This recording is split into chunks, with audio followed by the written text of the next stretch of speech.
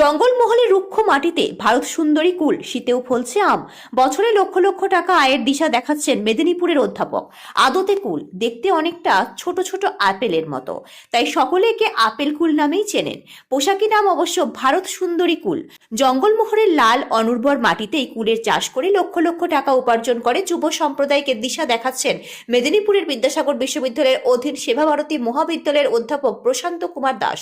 মেদিনীপুর সদর পঞ্চায়েত সমিতির সহযোগিতায় মেদিনীপুর শহরের উপকণ্ঠে দেলুয়া এলাকায় 14 একর জমি লিজ নিয়ে তিনি গড়ে তুলেছেন ফরেস্ট পার্ক নামে এক স্বপ্নের বাগান।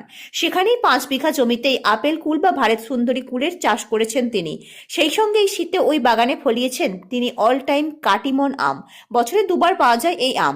এর আগে গত মরশুমেই বাগানে মিয়াজাকি, রেড পালমার, রেড আইভরির মতো মহামূল্যবান আম ফলিয়েছেন তিনি। এই শীতে প্রশান্তবাবুর বাগানে আপেল কুল, কাটিমন আম ছাড়াও ফলেছে পেঁপে, পেয়ারা প্রভৃতি ফল। শোভা পাচ্ছে রং বেরঙের নানান ফুলও। আর এই সমস্ত চাষই তিনি করেছেন জৈব সার প্রয়োগে। প্রশান্তবাবু জানান, বাণিজ্যিকভাবে যে 5 বিঘা জমিতে তিনি আপেল কুল বা ভারত সুন্দরী কুলের চাষ করেছেন, তাতে খরচ 1,20,000 টাকার মতো, অর্থাৎ বিঘা প্রতি খরচ প্রায় 24 থেকে 25,000 টাকা। তার বিনিময়ে বিঘা প্রতি 1 লক্ষ টাকা করে লাভ করা সম্ভব বলে জানিয়েছেন তিনি।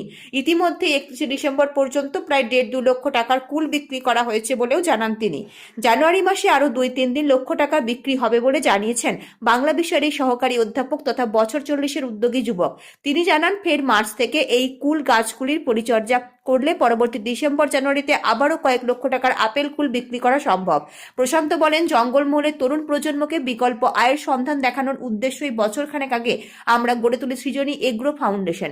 মেদিনীপুর সদর পঞ্চায়েত সমিতির সহযোগিতায় আমাদের এই সংস্থার তরফে জঙ্গলের মাঝে ফরেস্ট পার্ক গড়ে তুলে সেখানে ইন্টিগ্রেটেড এগ্রিকালচার ও হার্টিকালচার প্রকল্পের কাজ করছি আমরা। রুক্ষ অনুর্বর লাল মাটিতেও শুধুমাত্র জৈব সার প্রয়োগ করে এই ধরনের বিকল্প চাষ করে বছরে লক্ষ লক্ষ টাকা আয় করা সম্ভব। যে কোনো উৎসাহী যুবক বা সংস্থা যদি বিকল্প চাষের বিষয়ে তাদের সহযোগিতা চান, সেক্ষেত্রে সব রকমের সাহায্য করা হবে বলে জানিয়েছেন তিনি।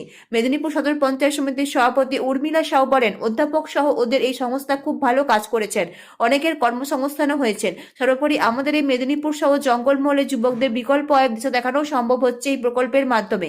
আশা করব ভবিষ্যতে আরো অনেক উৎসাহী তরুণরা এগিয়ে আসবেন। পশ্চিম মেদিনীপুর থেকে শান্তনু বর্ধনের রিপোর্ট। নমস্কার, আমি ডক্টর প্রশান্ত কুমার দাস। আমার এখানে এই ইন্টিগ্রেটেড এগ্রিকালচার এবং হর্টিকালচারের প্রজেক্ট, মূলত মডার্ন এগ্রো ফার্মিং এবং অর্গানিক ফার্মিং এর উপরই। আমার এই প্রজেক্ট করার মূল লক্ষ্যই হলো লাল মাটির এই যে জঙ্গলমহলের কয়েকটি জেলা, এখানকার একটু কৃষিকাজে ইকোনমিক্যাল চেঞ্জ যাতে আসে। মূলত প্রথাগত চাষের মাধ্যমে চাষিদের যে জীবন এবং জীবিকাতে অর্থনৈতিক দুরাভাব রয়েছে, সেখানে প্রথাগত চাষ থেকে বেরিয়ে এসে যদি মডার্ন এগ্রো ফার্মিং এর মাধ্যমে হর্টিকালচারে শিফট করেন চাষিরা।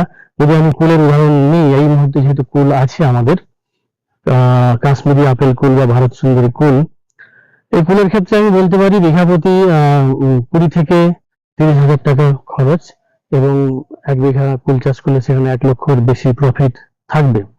এবং অনুর্বর জমিতে, উঁচু জমিতে, যেসব জমিতে চাষ হয় না বা বছরে একবার চাষ হয়, সেই সব জায়গাতেও যদি যাদের জায়গা আছে, যারা কৃষক বা যারা উদ্যোগী উৎসাহী, তারা যদি কুল চাষ বা 12 মাসি আম বা পেঁপে বা পেয়ারা বা মৌসম্বি বা কিনু কমলা, এই দিকে একটু চিন্তা ভাবনা করেন, তাতে আমি দেখতে পাচ্ছি যে আগামী দিনে এই জঙ্গলমহলের জেলাগুলোর একদম অন্য রূপ, অন্য চেহারা খুঁজে পাবো। ভারতবর্ষের যেসব জায়গায় মূলত কন্ট্রাক্ট ফার্মিং হয়, এবং সেসব জায়গা থেকেই আমরা কমলা লেবু, পেয়ারা, বেদানা আসে আমাদের মার্কেটে।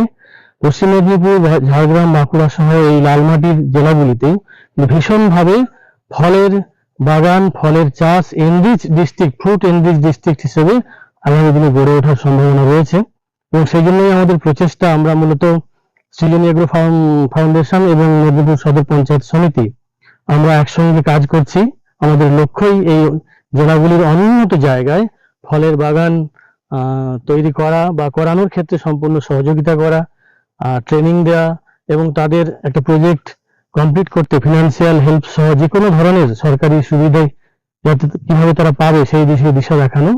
এবং পুরো একটি মানে আমার এই প্রজেক্ট মূলত এই এলাকার, এই জেলাগুলির মানুষের স্বার্থে করা, তারা যাতে বিষয়টা সম্পর্কে আগ্রহী হন এবং আগামী দিনে পশ্চিম মেদিনীপুর জেলাকে সহ বঙ্গভঙ্গের অন্যান্য জেলাগুলিকে ফ্রুট এনরিচ ডিস্ট্রিক্ট হিসেবে আমরা গড়ে তুলতে পারি, সে বিষয়ে আমাদের পদক্ষেপ। অনেক মানুষজন আমাদের সাথে রয়েছেন, সাংবাদিক বন্ধু হিসেবে আপনারাও আমাদের সাথে রয়েছেন।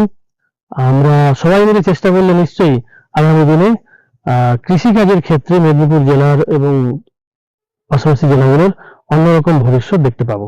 ধন্যবাদ।